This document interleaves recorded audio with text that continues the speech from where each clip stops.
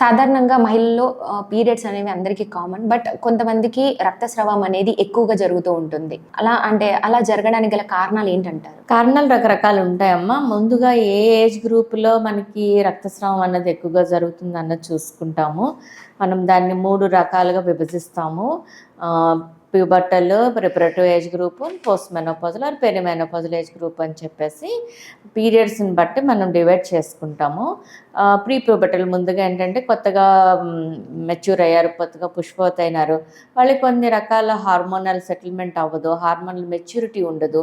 దాని మూలన ఫస్ట్ ఒక 4-5 నెలల్లో హార్మోనల్ ఇంబ్యాలెన్స్ వల్ల కాస్త ఎక్కువ రక్తస్రావం ఉన్నా క్రమేణా అది సర్దుకుంటుంది. మనకి హైపోథాలమస్ పిట్యూటరీ ఓవేరియన్ యాక్సిస్ అని ఒకటి ఉంటుంది. అది ఎప్పుడైతే మెచ్యూర్ అవుతుందో వాళ్ళ రక్తస్రావం అన్నది చాలా వరకు కంట్రోల్ అయిపోయి నార్మల్గా రెగ్యులరైజ్ అయిపోయే అవకాశాలు ఒక 5-6 నెలల్లోనే జరుగుతుంది.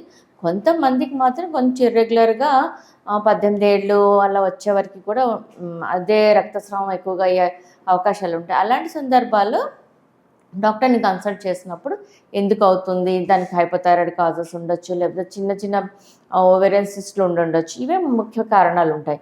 సో గైనకాలజిస్ట్ దగ్గరికి వెళ్ళినప్పుడు మీకు కన్సర్న్డ్ పరీక్షలు చేసి దానికి తగినట్టుగా ట్రీట్మెంట్ తీసుకుంటారు.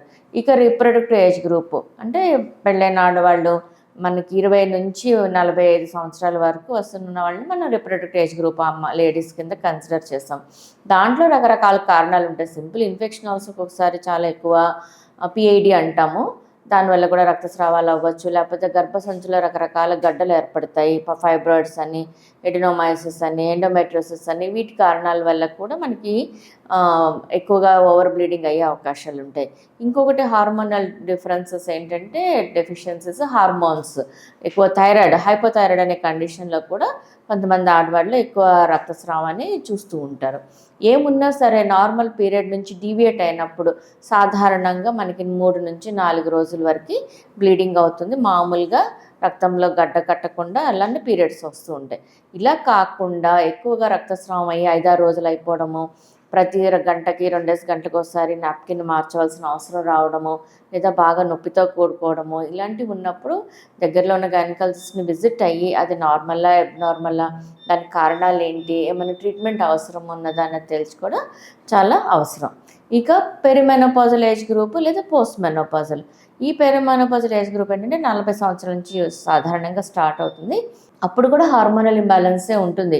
అది ఆగిపోయే టైము, కొంతమందికి ఈస్ట్రోజన్స్ తక్కువైపోవడము, ఇలాంటి కారణాల వల్ల ఎండోమెట్రియం అంతా పల్చగా అయిపోవడము, అక్కడ ఉన్న రక్త కణాలు గడ్డ కట్టకపోవడము, దానివల్ల ఓవర్ బ్లీడింగ్ అవడము ఇలాంటిది. మళ్ళీ ఇంకొకటి ఏంటంటే బరువు పెరిగినప్పుడు కూడా కొంతమంది ఓవర్ బ్లీడింగ్ ఎక్స్పీరియన్స్ చేస్తారు. మళ్ళీ సేమ్ గర్భసంచిలో గడ్డలు రావడము, ఇవన్నీ కూడా అదే కారణాల వల్ల ఉంటాయి.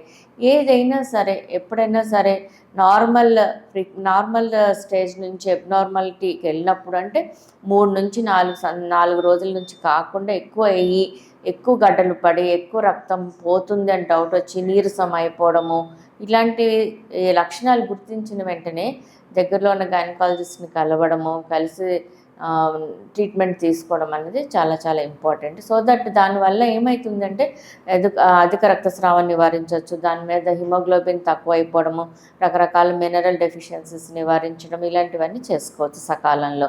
సో ఆడవాళ్ళు హెల్తీగా ఉండడానికి రక్తస్రావం వల్ల ఎక్కువ అవకాశాలు ఉంటాయి.